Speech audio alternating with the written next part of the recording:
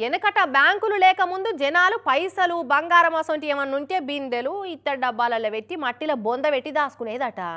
బందిపోటు దొంగలకు సొమ్ములు దొరకద్దని అట్లా చేసుకునేదట.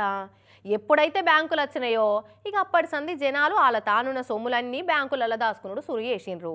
అయితే గిన్నెలన్నం గిన్నెలనే మాయం చేసినట్టు బ్యాంకుల సొమ్ములను బ్యాంకు వాళ్ళే కొంతమంది బందిపోట్ల లెక్క మాయం చేస్తున్నారు. బ్యాంకుల మీద ఉన్న నమ్మకాన్ని మోరిల వారవస్తున్నారు గిట్లా.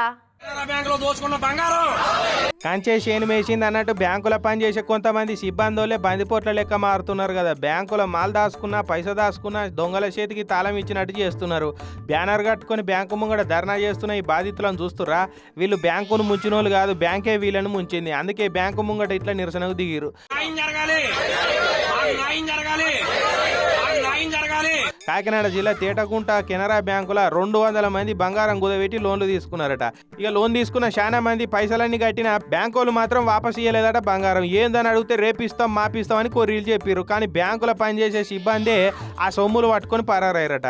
2 ఏళ్ల సంది జనాలు బ్యాంకుల్లో ఎంట పడితే బంగారాన్ని దగ్గర బంగారం ఇస్తాం లేదంటే పైసలు ఇస్తామని చెప్పి అప్పటి మందం తప్పించుకున్నారు. కానీ అది కూడా ఉత్తమాటలే అయ్యే వరకు బాధితులంతా మళ్ళా కథం దొక్కిరు.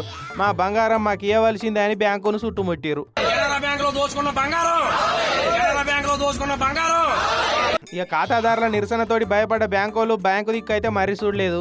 ఏం తక్కువ 3 కోట్ల రూపాయలు ఇలువ కల్లా బంగారు నగలట. అవన్నీ కష్టం చేసి రూపాయి కూడబెట్టుకుని సంపాదించిన సొమ్ములను అవసరానికని బ్యాంకులో కుదబెడితే ఇక అందులో పనిచేసేటోళ్ళు అత్తగారు పెట్టిన కట్టం పైసలు అన్నట్టే తినమరిగిరు. ఇక గిట్లయితే బ్యాంకులకు జవాబుదారీతనం ఏమున్నట్టు?